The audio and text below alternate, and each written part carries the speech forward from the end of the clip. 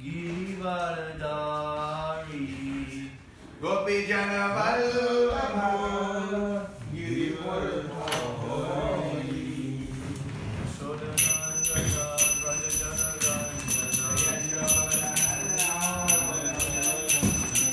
Yasodanandana Brajajana Ranjana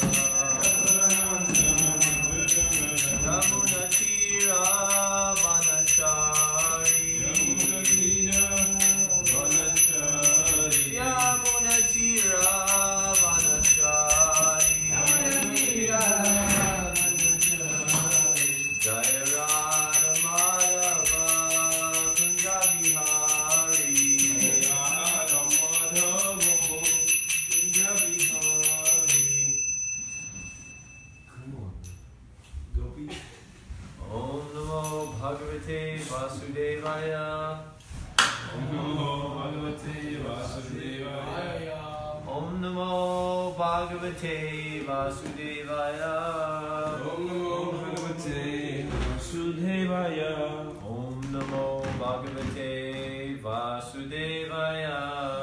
Om Namo Bhagavate Vasudevaya Rayanam Namaskritya Naram Chaiva Narottamam Devim Saraswatim Vyasam Tato Jayam Virayet Nastaresha Bhadreshu Nityam Bhagavata Sevaya Bhagavati Uttam Shloke Bhakti Bhagavati Naishtahi. Before reciting Śrīmad-Bhāgavatam, which is a very unique conquest, one should first offer respectful obeisances unto personality of Godhead Narayan, unto Narayan Rishi, the supermost human being, unto Mother Saraswati, the goddess of learning, and unto Srila Vyasadeva, the author. By regular attendance in classes on the Bhagavatam and by rendering of service to the pure devotees, all that is troublesome to the heart is almost completely destroyed, and loving service unto the personality of Godhead, who is praised with transcendental songs, is established as an irrevocable fact. Śrīmad-Bhāgavatam, Canto 1, Chapter 3, Text 13. Ashtame Mirudeyam Nave Jata Urukrama Darshayan Fartma Tiranam Sarva Ashrama Namaskritam Ashtame Merudevyam tu Navir Jata Urukrama Darshayan Vartmadiranam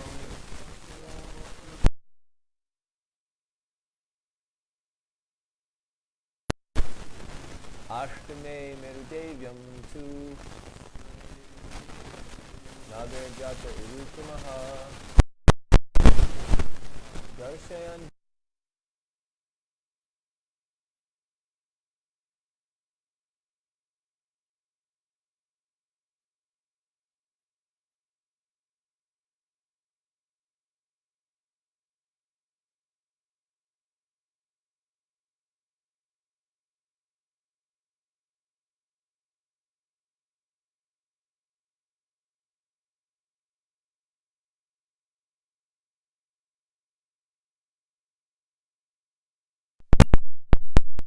Navir Jata Urukrama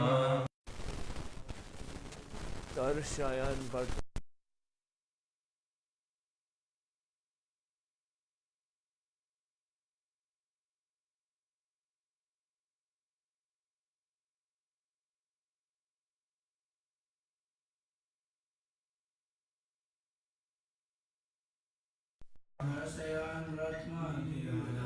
Sarvashrama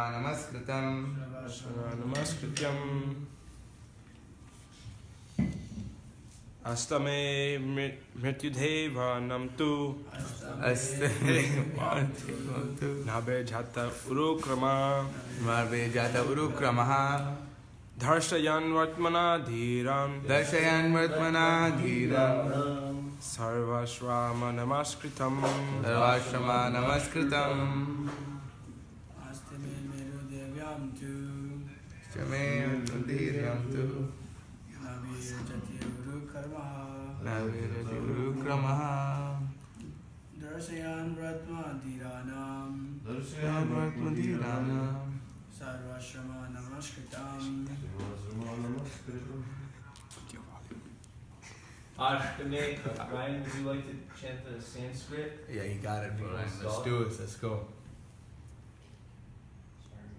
Yeah, give me a minute. No problem. Let's go, bro. Let's do this.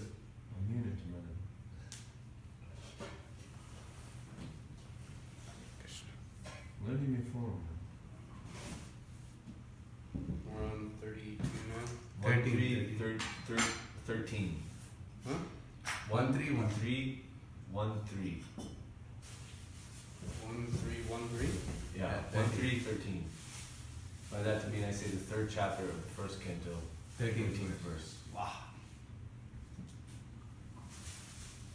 Starting with Ashtame. That's the first word. Ashram.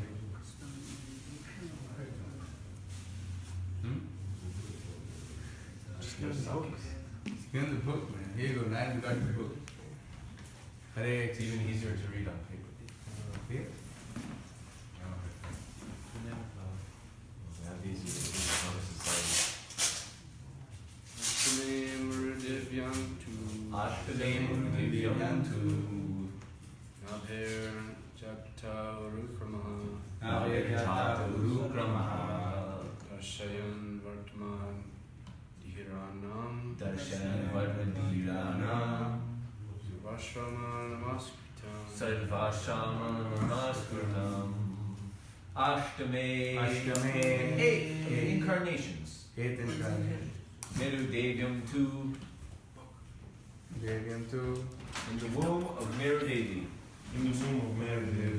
The wife of Wife of Nabi. Nabi. King Nabi. King Nabi. Jata Jata took birth. took birth. Urukramaha. Urukrama. The all-powerful Lord. The all-powerful Lord. Darshayan. Darshayan. By showing. Vartma. The way. Dhiranam. Dhiranam. Of perfected beings. Sarva. Ashrama. Ashrama. Namaskritam. Translation and purport by His Divine Grace, A.C. Bhaktivedanta Swami Srila Prabhupada. The 8th incarnation was King Rishabh, son of King Nabi, and his wife Meru Devi. In this incarnation, the Lord showed the path of perfection, which is followed by those who have fully controlled their senses and who are honored by all orders of life. Please repeat. The 8th incarnation. The 8th incarnation Was King Rishabh, King Rishabh, the son of King Nabi, son of King Nabi, and his wife Meru Devi. his wife Meru Devi. And in this incarnation, In this incarnation, the Lord showed the path of perfection, the Lord showed the path of perfection, which is followed which is followed by those who have fully controlled their senses with those who have fully controlled their senses, and who are honored by all orders of life. who are honored by all orders of life. Purport. The society of human beings is naturally divided into 8 orders and statuses of life, the 4 divisions of occupation, and the 4 divisions of cultural advancement. The intelligent class, the administrative class, the productive class, and the labor class are the 4 divisions of occupation. And the student life, householder's life, retired life, and renounced life are 4 statuses of cultural advancement towards the path of spiritual realization. Out of these, the renounced order of life, or the order of sannyas, is considered the highest of all, and a sannyasi is constitutionally the spiritual master for all the orders and divisions. In the sannyas order, also there are 4 stages of upliftment towards perfection. These stages are called Kutichak, Bahudak, Parivrajikacharya, and Paramahamsa. The Paramahamsa stage of life is the highest stage of perfection. This order of life is respected by all others. Maharaj Rishabh, the son of King Nabi and Meru Devi, was an incarnation of the Lord, and he instructed his sons to follow the path of perfection by tapasya, which sanctifies one's existence and enables one to attain the stage of spiritual happiness, which is eternal and ever increasing. Every living being is searching after happiness, but no one knows where eternal and unlimited happiness is attainable. Foolish men seek after material sense pleasure as a substitute for real happiness, but such foolish men forget that temporary so-called happiness derived from sense pleasures is also enjoyed by the dogs and hogs. No animal, bird, or beast is bereft of this sense pleasure. In every species of life, including the human form of life, such happiness is immensely obtainable. The human form of life, however, is not meant for such cheap happiness. This human life is meant for attaining eternal and unlimited happiness by spiritual realization. This spiritual realization is obtained by tapasya, or undergoing voluntarily the path of penance and abstinence from material pleasure. Those who have been trained for abstinence from material pleasures are called dhira, or men undisturbed by the senses. Only these dhiras can accept the orders of sannyas, and they can gradually rise to the stage of Paramahamsa, which is adored by all members of society. King Rishabh propagated this mission, and at the last stage, he became completely aloof from the material bodily needs, which is a rare stage, not to be imitated by foolish men, but to be worshipped by all. Om Jnana Timarandasya Gananjana Shalakaya Chakshurmalitam Yena Tasmai Shri Gurave Shri Chaitanya Manobhishtam Shtapitam Yena Bhutale Swayam Rupa Vidamayam Dadati Swapadantikam Vandeham Shri Guru Shri Yuta Padakamalam Shri Gurun Vaishnavamscha Shri Rupam Sagritatam Sagana Rupatan Tam Itam Tam Sajivam Savaitam Savadutam Parijana Saitam Krishna Chaitanya Devam Shri Radha Krishna Padan Saganala Shri Vishakan Vitamscha Hey Krishna Karuna Sindhu Dina Bandhu Jagavite Gopisha Gopika Kanta Radha Kanta Namostite Tapta Lakshmana Gaurangi Radhe Vrindavaneshwari Vrishabhanusate Devi Pranamami Hari Priye Vanchakalpa Tarubhyascha Kripa Sindhubhyevacha Patitanam Pavanebhyo Vaishnavebhyo Namo Namaha Shri Krishna Chaitanya Prabhu Nityananda Shri Advaita Gadadhar Shivasadi Gaura Bhaktivinoda Hare Krishna Krishna Krishna Hare Hare Hare Rama Rama Rama Hare Hare Mukum Karoti Vachalam Hampam Mangaite Gidam Yat Kripatam Aham Bande Shri Gurum Dinatarinam. So today we're talking about King Rishabdev in this third chapter of the first canto. I always like to try to figure out where in a specific sequence in the Bhagavatam, what's actually happening in the broader picture. And so one easy way to do that is the Bhagavatam has been classified into 10 different subject matters that it speaks about. And so you can always find what is this specific verse or this chapter talking about. So the 10 different subject matters, very quickly, are Sarga, Visarga, Sthana, Poshana, Uti, Manvantar, Ishanukata, Nirodha, Mukti, and Ashraya.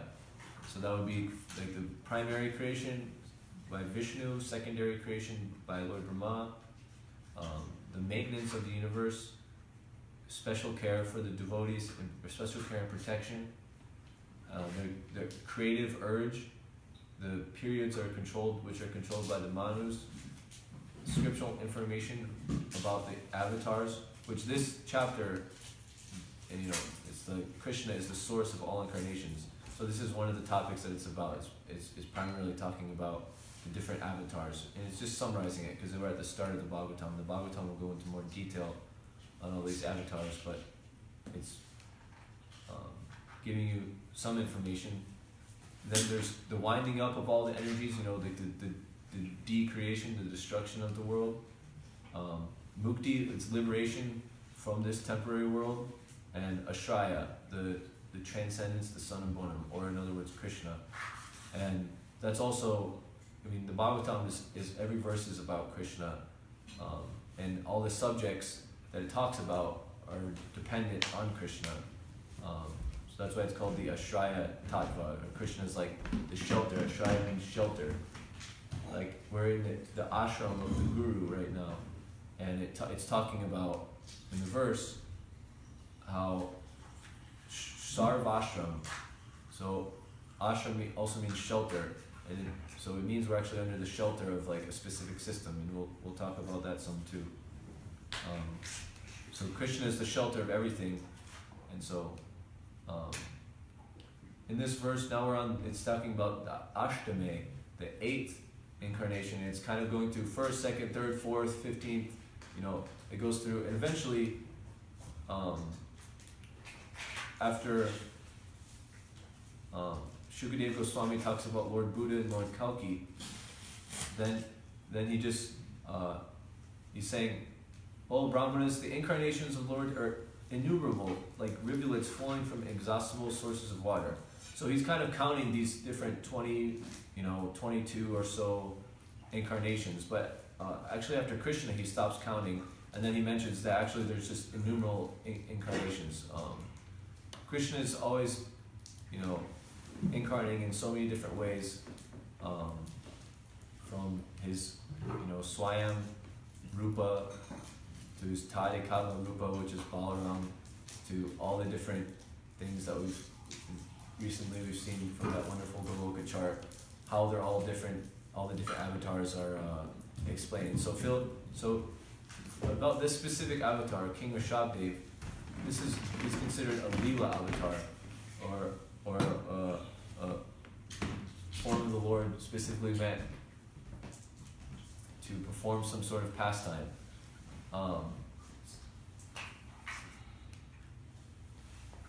And another note about this chapter is we're hearing about all these different avatars, and they're leading up to kind of the one of the most important statements of how we should understand the entire Bhagavatam, which is the 28th verse. All the above mentioned incarnations are either plenary portions or portions of the plenary portions. But Lord Shri Krishna is the original personality of Godhead. Ete chamsa kala Krishnastu Bhagavan Swayam. Yeah, he comes to destroy the atheists and protect the theists. And actually, it's interesting that, so it's saying Krishna is tu Bhagavan Swayam. He's the original Bhagavan. Sometimes we hear Bhagavan used for so many different things. And Parasharana Muni has defined Bhagavan as the one who is full in the 6 opulences. So Krishna is the actual self of this thing that's full in 6 opulences. Everything else is related to that in some way. So if we're going to call, depending on who we're calling Bhagavan, it depends on the degree of the thing. You could call, they sometimes call Indra Bhagavan or the Guru Bhagavan or different things, but it should be understood that it's all just in relation to Krishna. Krishna is the original Bhagavan, and he's completely full in the 6 opulences. And so if you notice the verse that we'll be coming to very soon, where it's describing the different incarnations, talks about, in the 16th incarnation, there's Brigupati, who killed all the Kshatriyas. 17th, then is Vyasadeva, who divided the Vedas. Then 18th, it's King Ram, who killed Ravana.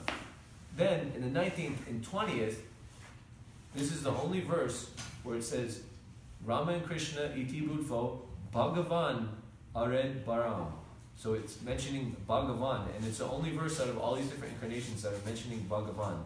And so it's specifically highlighting that there's, that Krishna is different. And it's kind of just, a few verses later, then he's going to say Krishna's tu Bhagavan Swayam.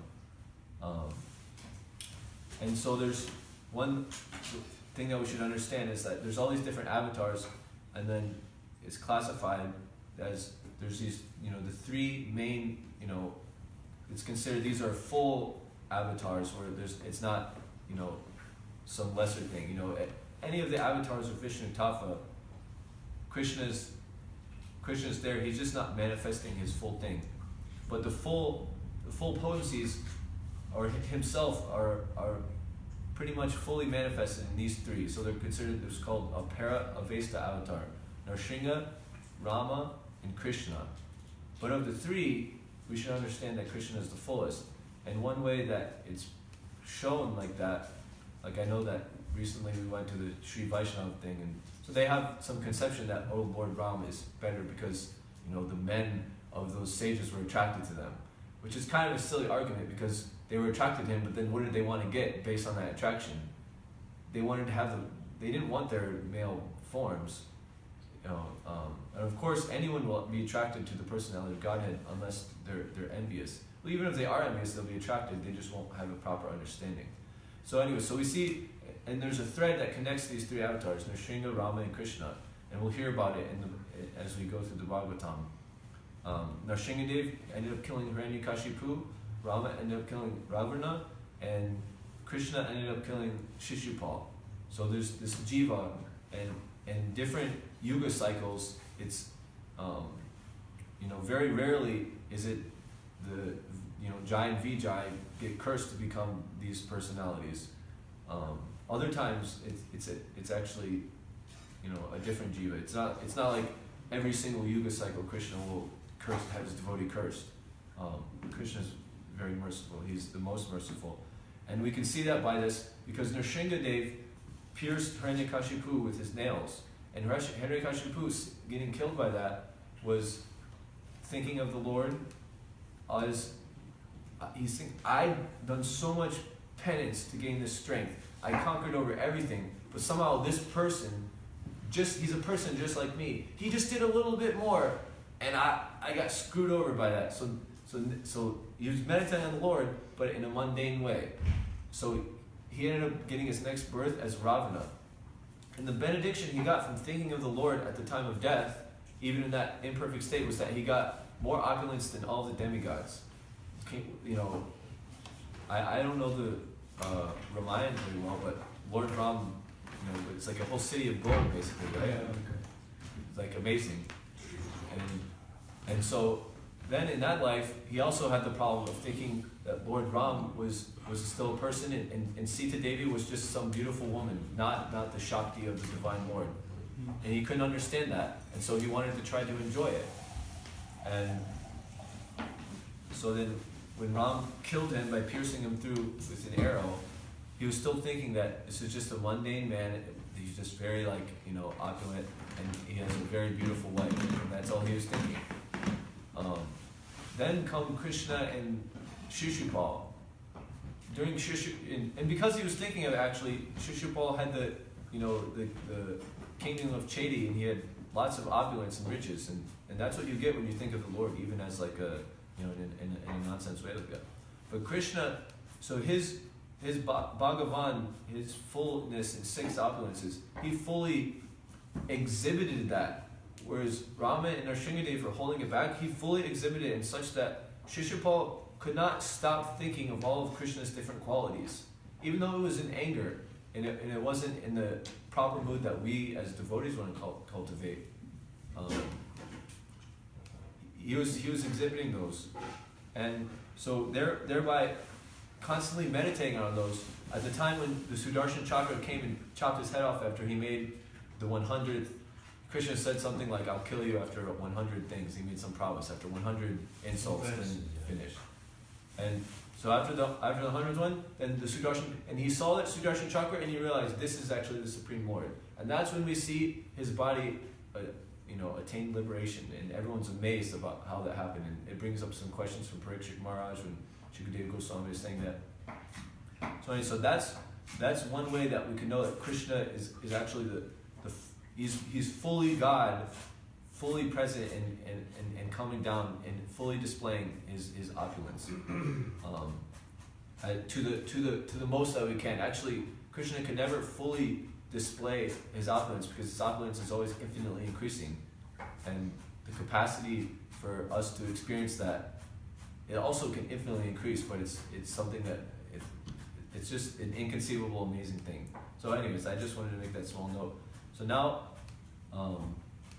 in this incarnation, King Rishabdev, he was the son of King Nevi and wife Mary Devi, and he showed the path of perfection, which is followed by those who have fully controlled their senses, Dhiranam, the perfected human beings, and who are honored by all orders of life.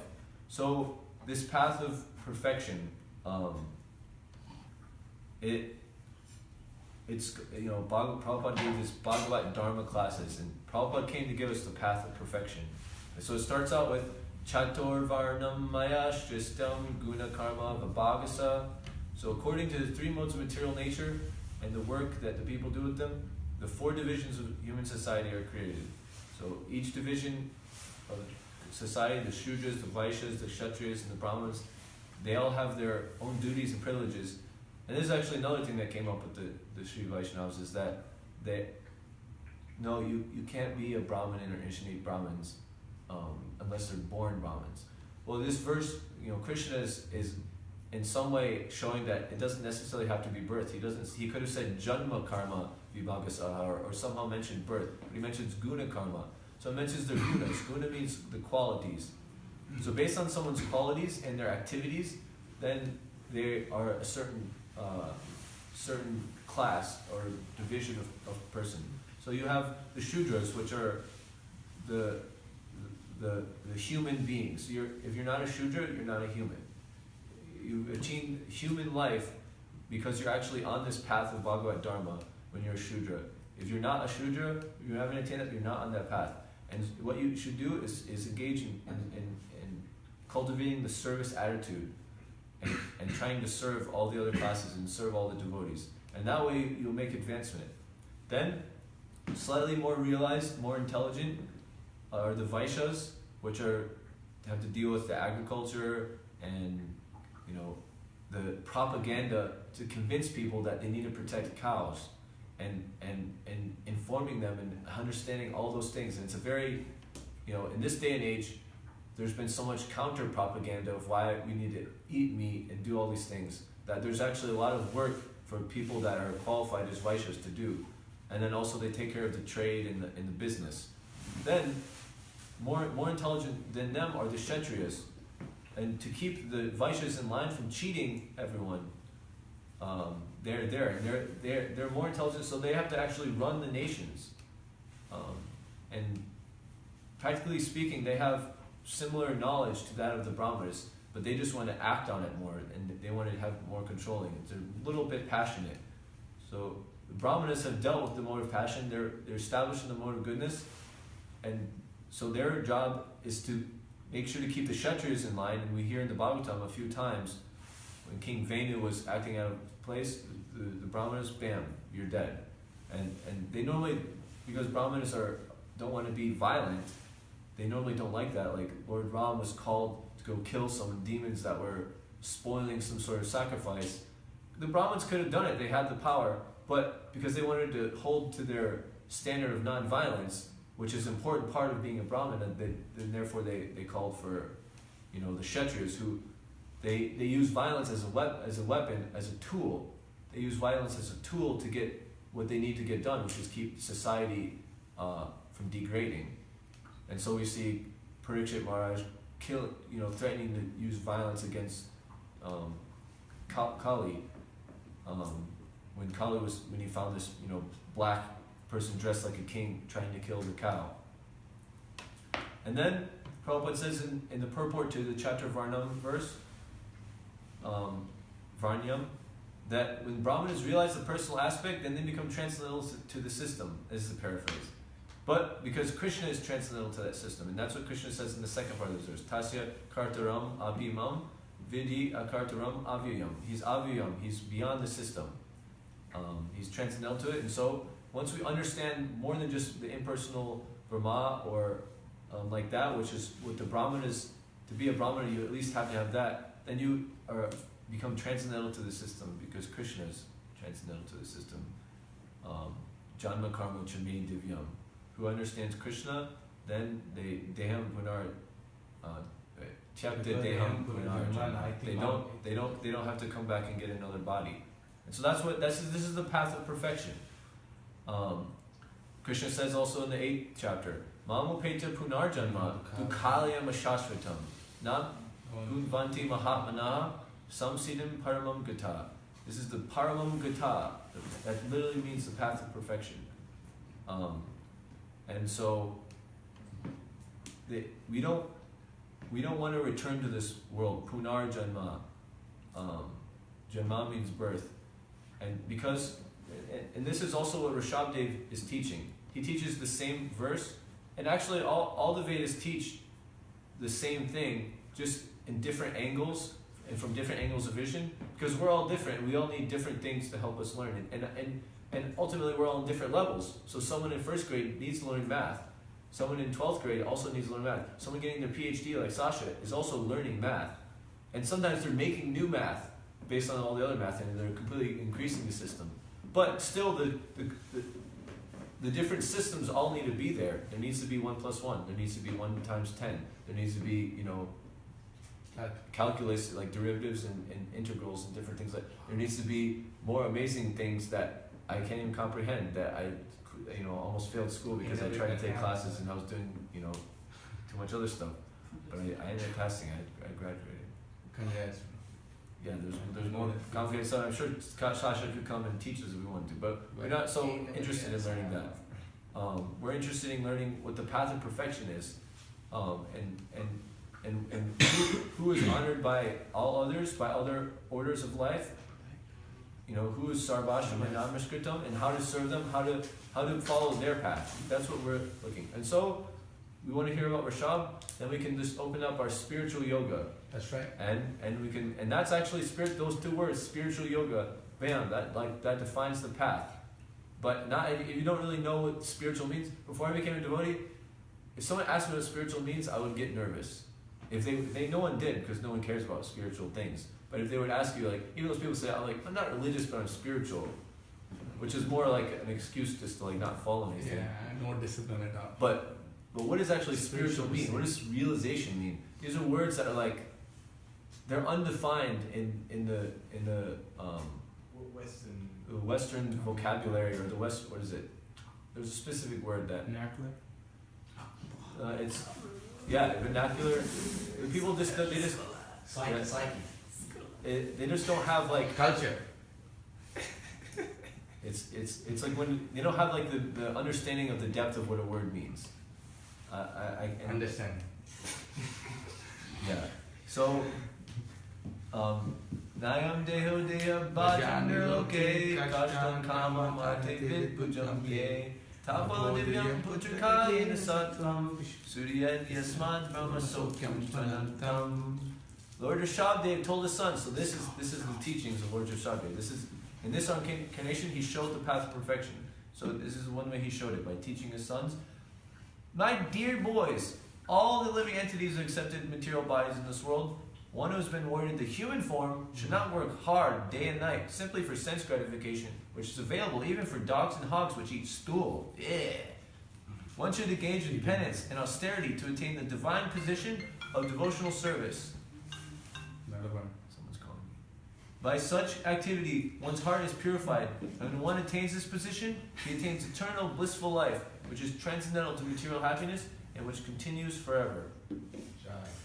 So, this is the path, devotional service. We want to attain this divine position by engaging in penance and austerities, and because we're humans, we're above dogs and hogs which are eating stool. We're above just endeavoring for sense gratification, and in this way, Lord Rishabdev is giving the path of perfection by showing what's forward and what's backwards. He's showing the positive and he's showing the negative, and this is the way that a lot of times we're being taught. This is how Prabhupada, he would always give in Bhakti Siddhanta Vaibhav. It's explained. Srila Bhakti Siddhanta Saraswati Thakur Prabhupada had to take so much time. He said, I can't explain to you the real thing because you don't understand it. I have to chop away all these false things. Then I can actually start talking about the real thing. Because if you didn't chop away the Sahaja and the Mayavad and these different things, you point your finger with your words and your ideas at the thought, and people will just misinterpret it and get lost in it, and they won't find the proper path of perfection. So, this is also, it's taught in the Bhagavatam, in the Chatur Shloki, the 4 verses, which are like a summary of the whole thing of what's trying to happen in the Bhagavatam. Krishna is telling Lord Brahma, person who is searching out the supreme absolute truth, the personality of Godhead, must search for it in all circumstances, in all space and time, both directly and indirectly. So there's directly and indirectly, there's positive and there's negative. You know, this is how Rupa Goswami teaches in the Upadeshamrita. He took all the Vedas and all the writings of all the Goswamis and he boiled it down into 11 verses. And in the first 2 verses, he tells us how it's important to control our senses and all the things that we shouldn't do, like the kind of negative things. And then he gives us the positive things. How should we, what we should do to do devotional service? How should we see devotees? How should we act with devotees? What's Krishna like and Krishna's associates? And so like that, you know, in the Isopanishad, Vidyam cha vidyam charyas tad vedo vyam saha. So you have to know about the process of nescience, avidya, and you have to know side by side, you know, transcendental knowledge, vidyam. So there's always this balance of these two. And then avidyam, avidyaya vidyam tirtva vidya yamrita ashnute. Then when you know these two side by side, avidya and avidya, then you can enjoy the full blessings of immortality. Which that's what, the same thing that Rishabdev was saying. He's saying there's this avidya, working hard at night simply for sense gratification. That's the avidya, which is the same as the ignorant dogs and hogs eating poop. And then there's the vidya, the eternal position, attaining the nectar of immortality, the eternal position of devotional service. So these weave a thread. The Isopanishad is in a certain context teaching a certain person, a certain, you know, trying to get them into a certain understanding. And the Bhagavatam and Rishabdev is also teaching a certain thing. But they're ultimately, the threads are connecting them and they're just all pointing at the same thing from different points of view. So Rishabdev is telling us this like embarrassing fact about mundane life or the life of avidya and ignorance. Eating stool, everyone considers that to be abominable, obviously. And so when your dog does it, it's like, you know, we're like, no, Sparky, gross. I mean, not our dogs, but I mean, we've had dogs in the past where we see other people's dogs, you know, immediately dogs go up and they sniff the bum of like the other dog that just passed through. And like, it's like we laugh at it, like that's degraded. Those they're dogs. Like, it's understand they're just stupid animals. And we, you know, and we try to think that, oh, the dogs get killed in China, but they don't really care about that so much. Like, you know, the Chinese people, they just eat the dogs. They don't even care. The dogs are doing, and then the humans don't, you know, the people that see those dogs, like, they don't care about the bacon that they're eating on their sandwich. And the pig is just, it's also just eating stool almost more than the dog. And sometimes we don't even believe that. But you go to Vrindavan and you see them, they're literally just sleeping in the gutter where the stool is just flowing. They're just sleeping there, like up to their nose, and their little nose is out, and they're just like, yeah, this is nectar. Like they're in some sort of like blissed out hot tub. And yeah, it's like the jacuzzi. And so it's like obvious that that's disgusting to us. So Rishabdev is trying to teach us, because he's saying, working 9 to 5, packed up in the train car, traveling all your day, you're wasting your human form of life. You're just a slave to your boss, and you're a slave to your wife, and you're just working just so you can have a little bit of sex at night or before you go to sleep. That's all you get. You know, we should be disgusted with that as much as the thought we were disgusted at the thought of bathing and eating stool like a dog or a hog. You know, and so Rishabdev is teaching that we should be disgusted. You know, sex is available for dogs and hogs, just like eating stool is available for them. You know, eating stool is available for us, but we don't do it. So sex, similarly, Prabhupada says in the purport, is abundantly, immensely attainable. The sense gratification of this avidya, but it's just cheap happiness. It's not, you know, it's not what we actually want. It's, you know, the avidya, it just tricks us. I mean, if you're in ignorance, you just see everything actually as the opposite. So you see, oh, abstinence from this cheap sense pleasure, no. You know, penance, no. I want it now. You know, shreyas versus preyas. And so, because we don't want to just endeavor for eating stool, similarly, we shouldn't want to endeavor all day just for sex. This modern says, you know, Rishabdev right now is just putting a nail in a post. This is modern society. He just boiled it down, took all the frills off, took all the dressing and the nice cars and all the cool things, and like, you know, everyone has their own little like puffed up attitude of like why they're the controller and the enjoyer and what they do to get their money. And everyone in New York is like, this is like the hype. And you make it to New York and you get like a job on Wall Street, you get a job somewhere making it, you know, then you've made it, and you go into all the nightclubs and all the different restaurants, and you're just enjoying eating stool in so many different ways, and it's really just reprehensible and abominable. It's just a hog going around with his nose smelling. Some hogs smell things better than others, and then they get some stool, and then they go in and they have abominable sex with their, even with their mothers or their sisters. I mean, not only are they eating stool, but they're paying top dollar to eat that stool. Right. It's even more bad. It's worse. And that's the point that Rishabh's making. But we're humans. We should protest this. We're humans. We're not hogs. A human is more involved than a hog. And Rishabh is like, no, they're doing the same thing. But there's no difference in the activities. How can you say there's a difference in you and a hog and a dog? But there is a difference. We're trying to say, yes, there's a difference, Rishabh. There's a difference. Don't call me a hog and dog. He's like, you're right. There is a difference. You can utilize your temporary form to achieve eternal benefit. They can't. The hog doesn't have a choice. He just, ultimately, if we keep making that decision, we'll get sent to a Kumbhi Paka hell or some sort of hell where you're just eating stool and you're eating all this stuff because you have to. Then, when you get the body of a hog, you're relieved. That would be a relief. You're used to eating stool so much that the body of a hog is a relief. So we can get that. But in our human form of life, we don't want to go on that path. There's a path of perfection going forward and backwards, and so that we don't want the negative. We want to use our human form of life to attain the positive, the eternal benefit. And Rishabh continues, as long as one doesn't inquire about the spiritual values, one is defeated and subject to miseries arising from ignorance. Even if you get pious karma or sinful karma, it'll have its resultant actions. If you're just absorbed in it, he says your mind is called karmatmaka, colored with fruitive activities. And so that with this impure mind, the consciousness will be unclear, and bam, acceptance of a material body is guaranteed. On the path of vidya or going backwards, it's guaranteed. You can't, in ignorance, you can't understand that you're an individual living being and there's a supreme living being and you should serve him, and you're just subjugated by your fruitive activities and your karmatmaka mind. So Rishabh says, therefore, until one has love for Vasudeva, one who is none other than myself, he tells them who he is, reveals that, he is certainly delivered from having to accept a material body again and again. So when we get love for Krishna, then that's the path to perfection. That's the path to eternal happiness, and that's the path away from all this. And so we can just explore a little more. Rishabh explores a little bit more, goes deeper into this characterization. He first makes a big generalization, then he gets a little more detailed. So even if you're very learned and wise, you're actually crazy if you don't understand that the endeavor for sense gratification is a useless waste of time. So not only is it eating stool, it's a useless eating stool. Because you're trying to be happy in the material world, centering on the interests of home, which is just based on sex.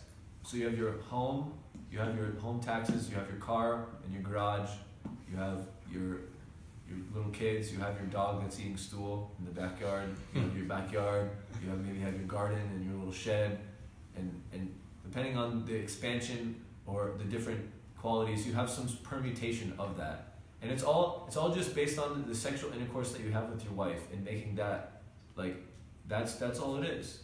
Or nowadays, the sexual intercourse you have with your husband or with your whatever. There's no even, it's male or female or male and male or female or all the different other genders that now people are coming up with. And Rishabh says the attraction between male and female, or this basically just, there's an enjoyer and there's an enjoyed. Whether you're a male and a male or a female and a female, one is trying to enjoy and the other is trying to be enjoyed. And they're actually both trying to enjoy and be enjoyed in this very unbalanced way. Even the male and female. So it's a basic principle of material existence. On the basis of the misconception, the hearts of the male and female are tied in a tight knot, and then they become attracted. Because if you want sex and you have to get someone to give you that, then once you explain it like this, then it sounds kind of just disgusting. We start to see how it's actually that's not actually that attractive. But modern society and Maya itself is weaving this whole picture and fantasy of why that is what you want to dedicate your whole life to. But then you're forced to get you're forced first on that sexual platform.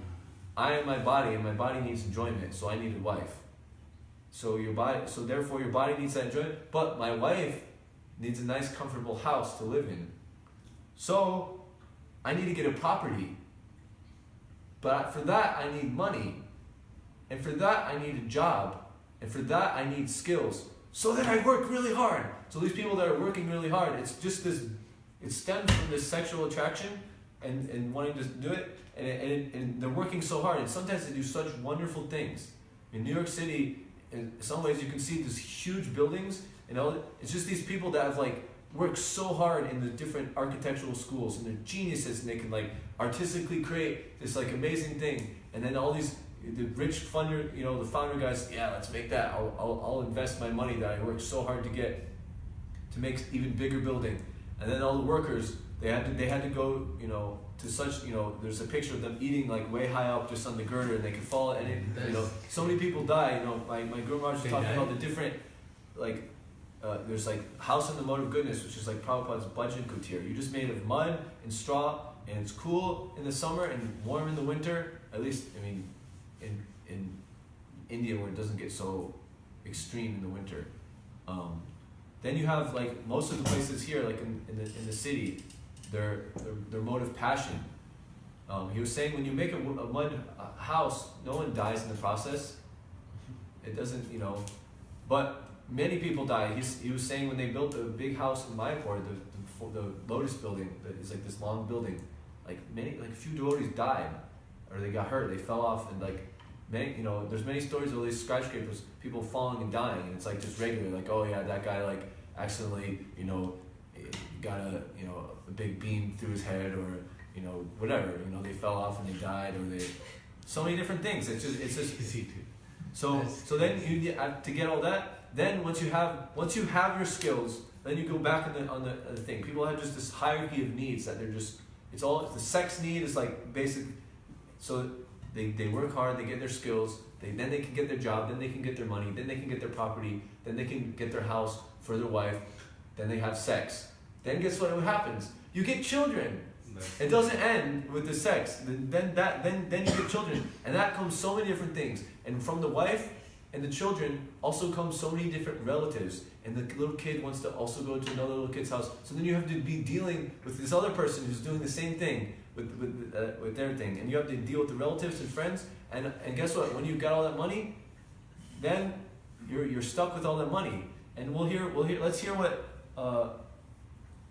the Python Brahmana said to King Prahlad Maharaj in the 7th chapter. And I'd like to just say that we should meditate on sweet rice mixed with sand when hearing this. And Prabhupada said such happiness is cheap in the purport. So materialistic activities are always mixed with 3 kinds of miserable conditions: Adhyatmika, Adhidaivika, and Adhibodhika. So it's material. Adhyatmika is miseries from our own mind, our own self. Adhibodhika is miseries from other bodies, like mosquitoes biting us, or our little kid waking up us in the middle of the night, or a wife is just can't tolerate our nonsense, is yelling at us. So that's Adhidevika is when it doesn't rain, and therefore the crops don't come up, and therefore we can't get food. Adhidevika is when it gets so cold that we can't even hardly do any work outside. They have to close down all the things. So there's all these things no matter what. And so even if one achieves some success by performing activities, what's the benefit of success? One is still subjected to birth, death, old age, and disease. So what is the people doing to do that? They're not doing nothing. They're just going to get another birth, another death, old age, and disease. In the middle, they may get a wife, they may get money from their skills that they got in their education that they worked so hard at, and get their property and the children and the relatives and their wealth. But actually, here's how we see. This is the Python sannyasi sees. He's I'm really seeing there's a rich man who's done all this. They had this whole chain of activities based on sex. Who's a victim of his senses. Actually, is a victim. The senses are actually controlling him. He's very greedy to accumulate wealth, and then therefore he suffers from insomnia due to fear from all sides. Those who are considered materially powerful and rich are always full of anxieties because of government laws, all the different tax laws. The government sucks you freaking dry in this age of Kali, and that's what the Bhagavatam also, it tells us that. We could have learned that 5,000 years ago. But if we're lucky we're a non-profit and that the government hasn't degraded that much. But when I was working, I was supposed to take home around a certain amount. Like for every $5 I would get, the government would just say, give me 2. Oh my God. Just like that. Just like that. So you think you're getting $10, you know you're getting 6.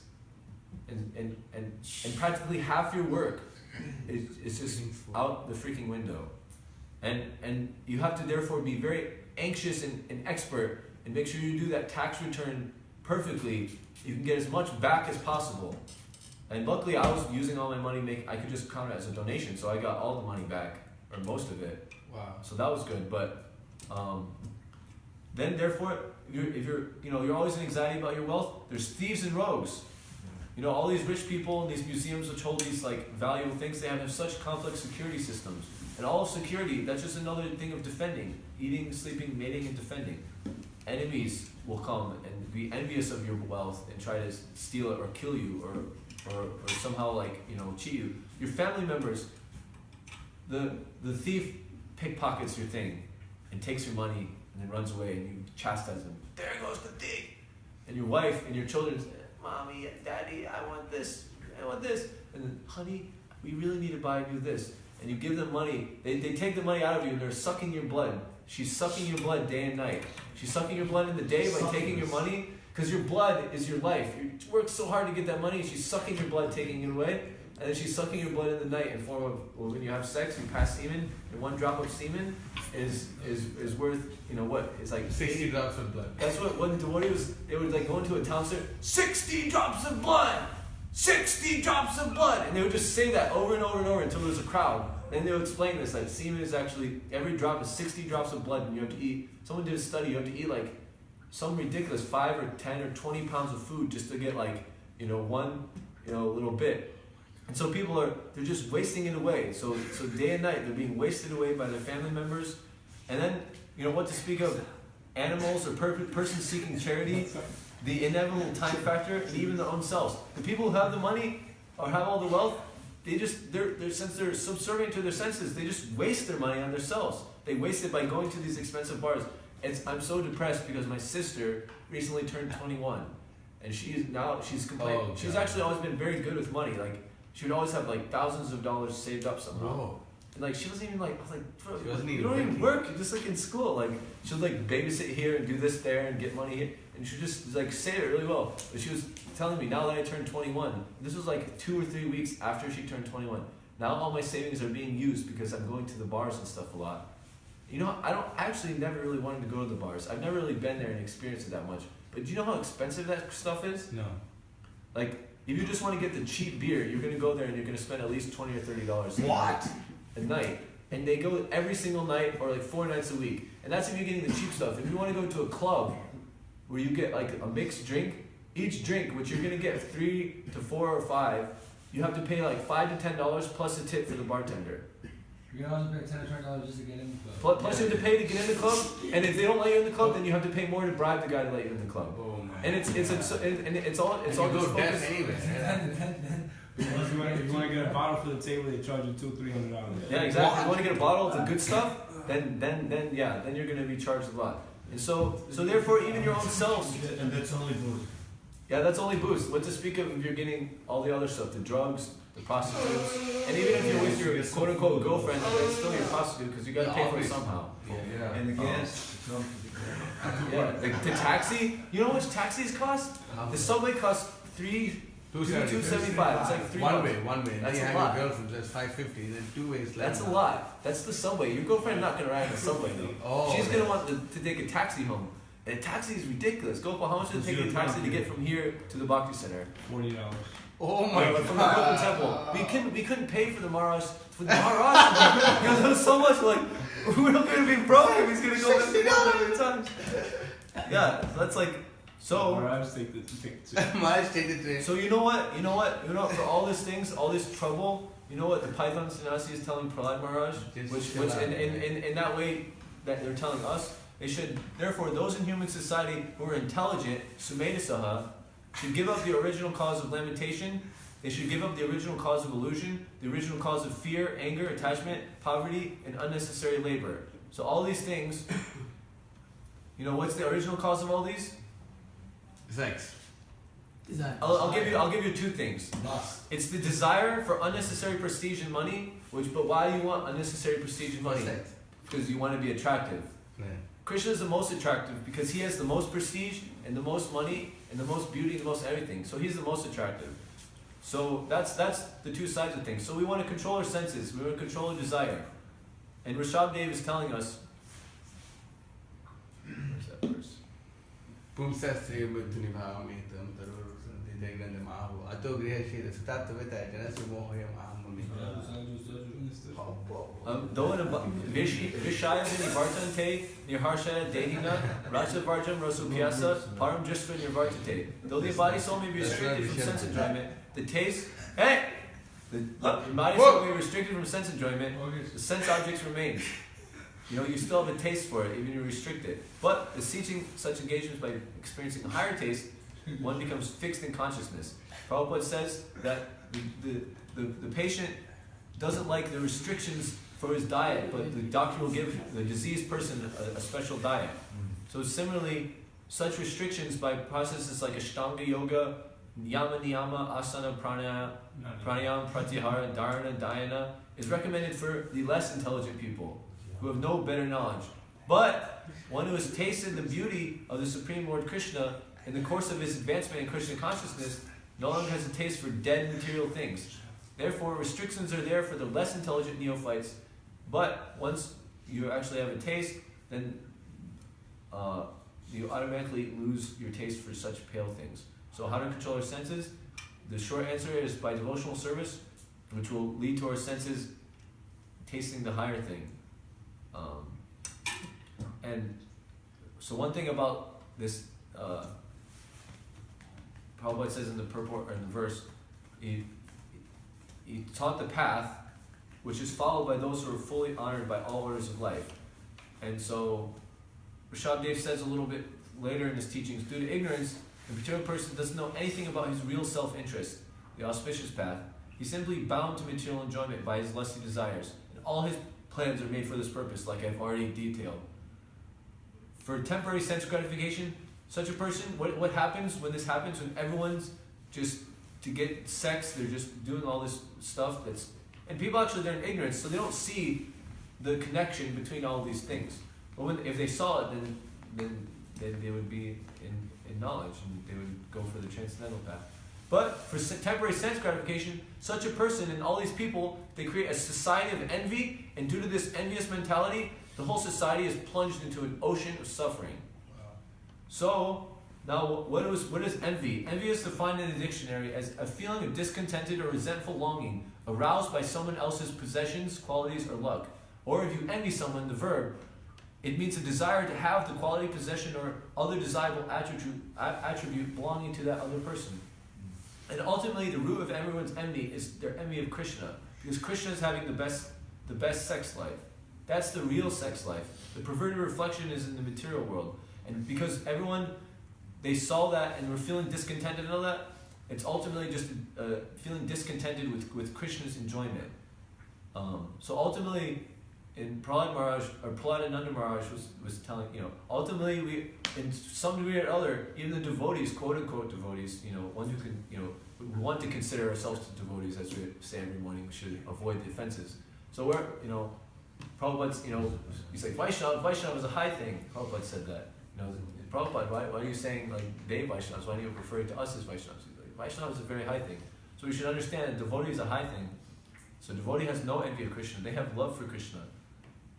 So for us, by learning about Krishna, associating with devotees, understanding our relationship with Krishna, and transferring that enviousness to feeling contented and ecstaticness, by hearing about Krishna's qualities and possessions, by doing that, then we can create a society without any envy, and thus, instead of plunging the world into an ocean of suffering, we can plunge the world into an ocean of bliss. Yeah. And this is Prabhupada's program. He was the non-envious person. He was the devotee. He had the plan to make the whole world happy. He boiled everything down, and he gave us a very simple and sublime program. It's so simple that it's so easy to miss, and so many people got veer off fast. Spiritual life is like a razor's edge. Just rise early, attend Mangalarti, remember the spiritual master, worship Krishna, chant his holy names. hear the Bhagavatam, take prasadam, and then go out. And that's the most important thing is if we do all those things and get spiritually charged up, but we do nothing with our spiritual advancement, then it becomes useless. We'll become just like Bhaktisiddhanta Thakur is writing in Vaishnava. Okay, kind of Vaishnava are you? Just thinking that you can go and make spiritual advancement alone. We actually need all these different aspects to spiritually charge ourselves and then go out. And this creates a cycle with the devotees here. Like we're all potatoes in one thing, getting clean. We're all purify ourselves. And also when we go out there, we'll realize that we need our sadhana to be more in tune and be, to actually be an instrument of the greater power to be able to actually do anything. And then the deeper we go in our sadhana, then the more we'll actually have to share with the people, and the people will actually get something if they take our association. And doing this program, it's like perfect for the new bhakta. They can just immediately start doing it. It's nothing impossible, and it's the perfect sadhana for even the most perfected Rasik Vaishnava that is fully elevated and knows his spiritual form. Prabhupada knew his spiritual form. He told devotees, this is who I am. Bhaktisiddhanta said that. That's what he's doing. He did. He said. Govinda Dasi. Oh. He said that very blankly and directly.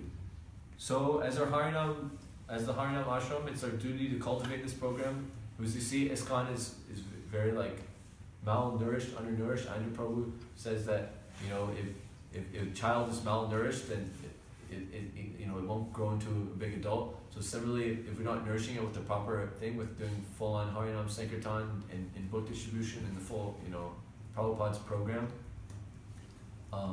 that's the full program of understanding Vidya and Avidya side by side. That's the full application of what Rishabh Dev is trying to teach, and that's the full path of perfection. So it's 8:34. We have maybe 5 more minutes or something like that. So any things? So, Prabhu, Hare Krishna.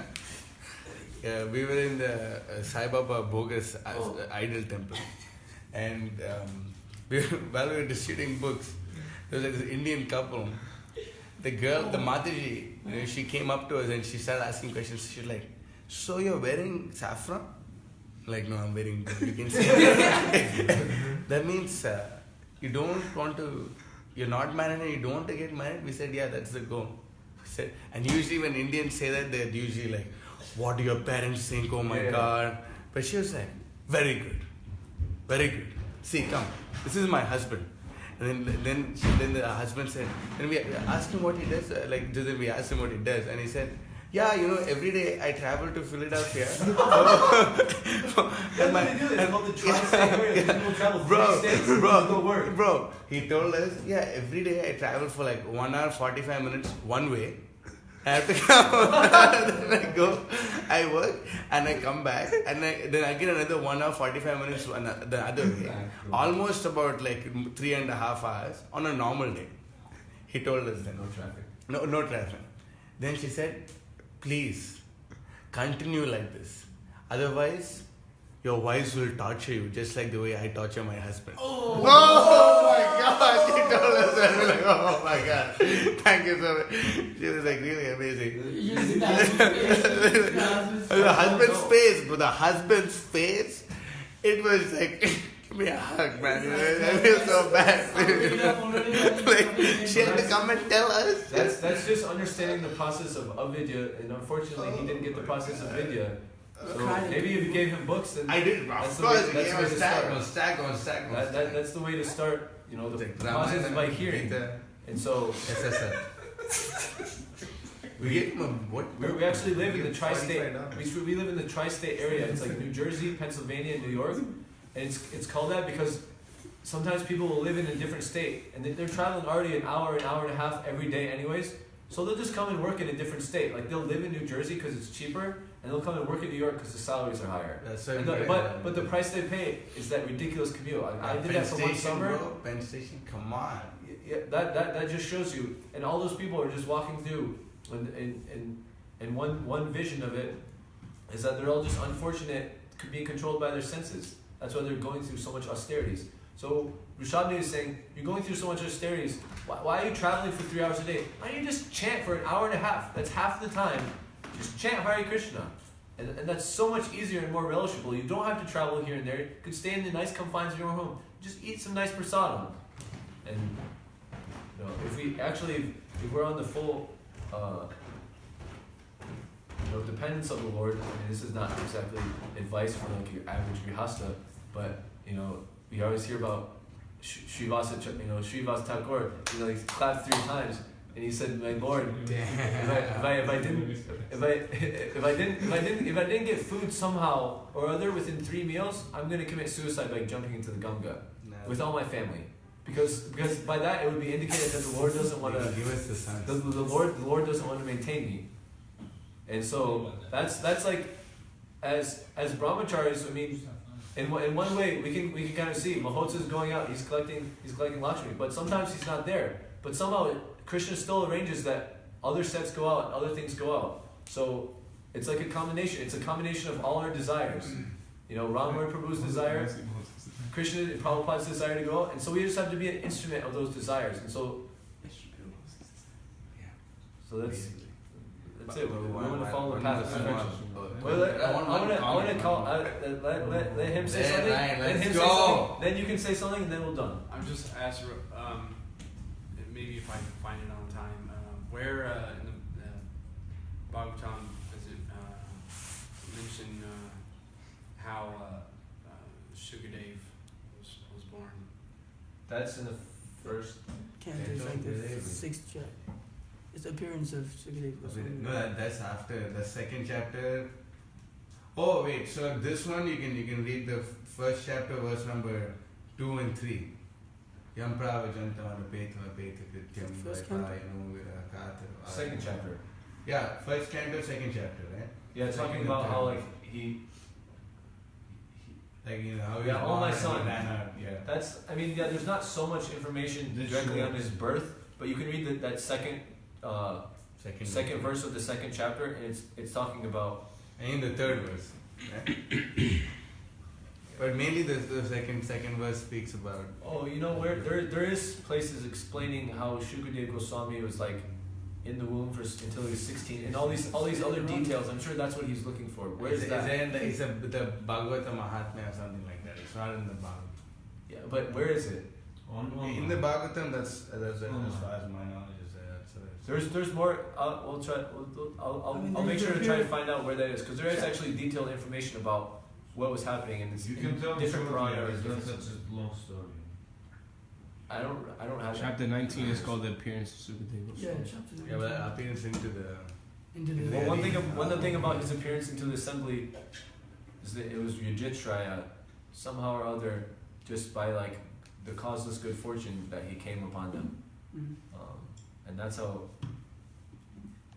Anyways, Gopal, could you please ask your thing or say your thing?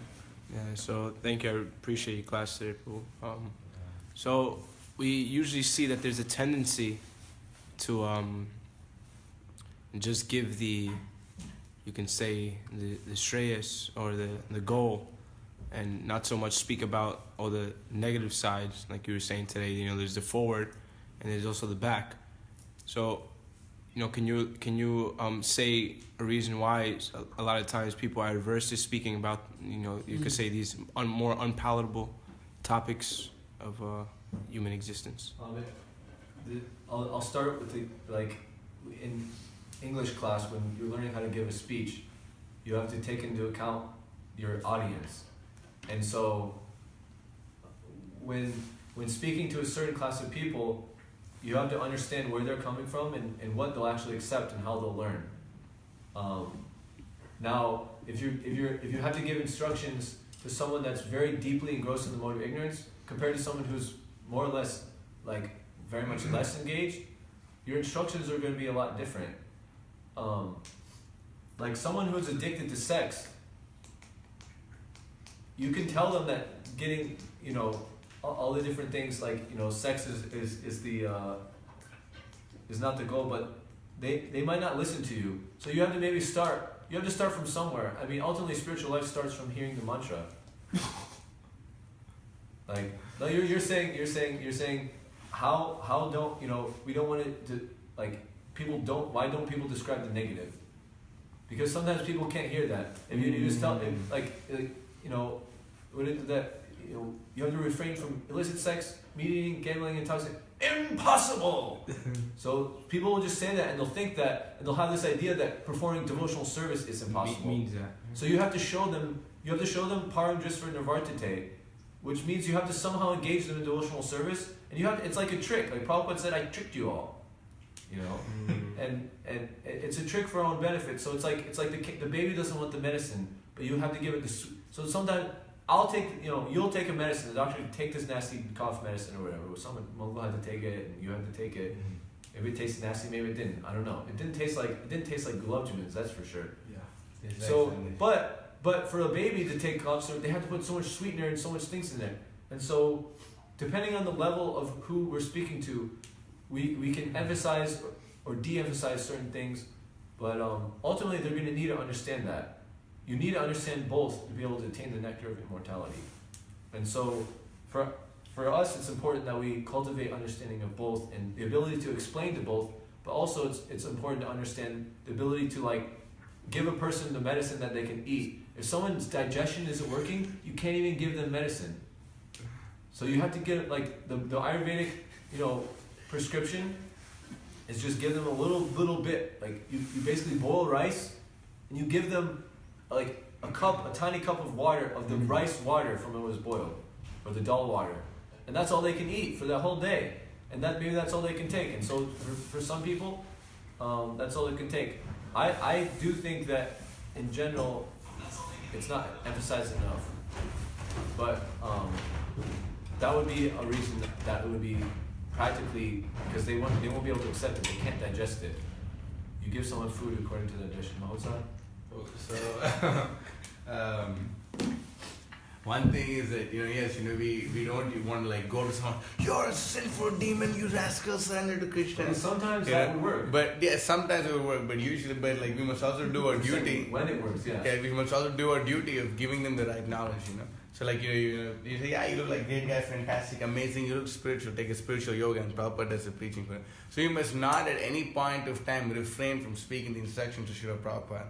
And on that same line of talking the instructions to Srila Prabhupada, Tushta Krishna Maharaj was once speaking with Srila Prabhupada, and he was talking to him about the black widow, the spider, and how after the spiders are done mating, the female just consumes the black spider. And so Srila Prabhupada was laughing, and he said, it's just like the same thing here, just that the death is slow, You're keeping a tigress at home. The wife is slowly sucking out your blood. You're talking about that point of sucking out your blood. So you're just thinking about that point Prabhupada made. So therefore, all people in the Krishna consciousness, whether brahmacharis, grihastas, vanaprasthas, sannyasis, should not engage in illicit sex, and they should understand these things. The grihastas are also brahmacharis. Yeah. What Gaur Govinda Swami, he was a grihasta before he took sannyas. And he said, you know how many children I have? And they said some number, a few. 7. You know how many times I had connection with my wife? 7. That means Brahman, Grihasta Brahmachari. And that means you're actually in the Grihasta Ashram. If you're not in the Grihasta Ashram, then guess what ashram you're in? You're not in an ashram. Because you're not taking shelter of anything. Ashram means shelter. You don't have the shelter of anything. Griha Medi is not an ashram. Griha Medi means you're taking shelter of your mind. Which really, it means that you have an uncontrolled mind and uncontrolled senses. And I guess for the people that have that, we all should see ourselves as having that, and we are all controlled by that at one point or another, like earlier or later. And in practicing Krishna consciousness, we still are until we've attained full realization. So we shouldn't be puffed up and thinking we're on a higher level than someone else. We're just lucky. Yeah. We're very fortunate. And someone else, although engaged in all these things, could quickly come into a higher stage than us. And so, like Mahotsa, you said, it's important. We shouldn't say things that Prabhupada didn't say or destroy his message. Just the heaviness and the fullness of the message can be delivered in accordance with the person who said it. Chant Hare Krishna and be happy. That's a very positive thing. And then follow the 4 regs. That's like a negative thing. You can sometimes tell that people, and actually, you know, when I was first distributing books, I was like very proud, like, yeah, we wake up early and we do this and we do that and that. I was just telling everyone that. But I don't know, that's like not quite the best thing, but sometimes it's good for people to hear that. People don't even have a conception of that. Like, I was thinking when you were saying, so you're wearing this, it means you like, don't get married and don't, you know, you're not going to get married. And people don't even have a conception of that in this day and age. They don't even have a conception of what married life is actually. Yeah. What's like, that's just chastity to one person. Like, that's a certain level of dharma. It's not what Prabhupada wanted us to be on. It's better than like just animalistic life. Prabhupada sometimes in his different letters and instructions acquiesced to, you know, the demands of his disciples, but it's not what he wanted. He wanted them to be, you know, grihastha brahmacharis and make Krishna conscious children. Yeah. Doing the Bhagavatam samskar means chanting 50 rounds, and actually there's a whole like process. You know, you get the blessings of your seniors before saying, you know, I want to do this, and there's a specific day that it has to be, you know, you have to understand the different cycles and the different, you know, it's very complicated. Astrology, the mentality of both the mother and the father, and then you get good children. Then you know, we hear about, we were hearing from Kalki so nicely the other day about the different avatars. And who are you speaking about? Yagya. So we hear about the parents of Yagya, and we hear about Meru, Devi, and Nabi. We'll hear, this is what you do. You don't just have children because you are agitated by the sex desire. Like, that's not, Prabhupada's not saying that. Like, he's not saying become a grihastha because you're agitated by your sex desire and then just beget so many children and then also have illicit sex under that. What they did is they went to the forest, or they went to the mountains or something. They're doing austerity so that they can have, you know, they can actually have a pure child. Like Bhaktivinoda Thakur said, Lord, please send one of your own. And then Bhaktisiddhanta comes from that. Now that's the real point of the Grihastha ashram. Then you're actually under the shelter, and then you're actually giving shelter to society by providing a conduit for those souls, those people to come through. But if they're not a conduit in that, then guess what? Just another demon's going to come, and it's just gonna be another waste, you know, of time. You know, like Rishabh was saying. Yeah, it's are you a putra? A putra can be a son or it can be urine. Yeah. The son passes, you know. Urine and semen come from the same place. Yeah, urine and semen come from the same place, and if you're not properly able to deliver your parents from the you know, path of destruction, from avidya, then you're the same as just urine that deserves to be flushed down the toilet.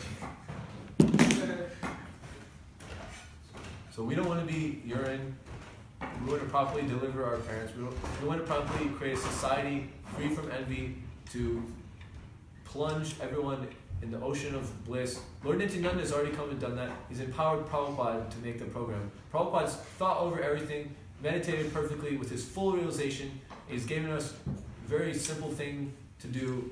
You can use unlimited intelligence to do it, but the basic idea is very simple, and we can completely just engage into our entire life up to the point where we attain our complete perfection. At the time of death, then we can die and we can go do it again if that's our bhava, if that's what we want, or we can die as a part of doing that again. Go and, you know, find out for our real self what real self-realization is, what Krishna is really about, and that way we can not waste our valuable human form of life and be the most intelligent by getting something eternal in place for just something temporary, which is our body. Our body's going to die, so we might as well use it for something to get eternal. And that's the proper use of our time.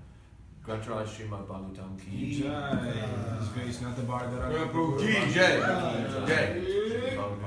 Jai.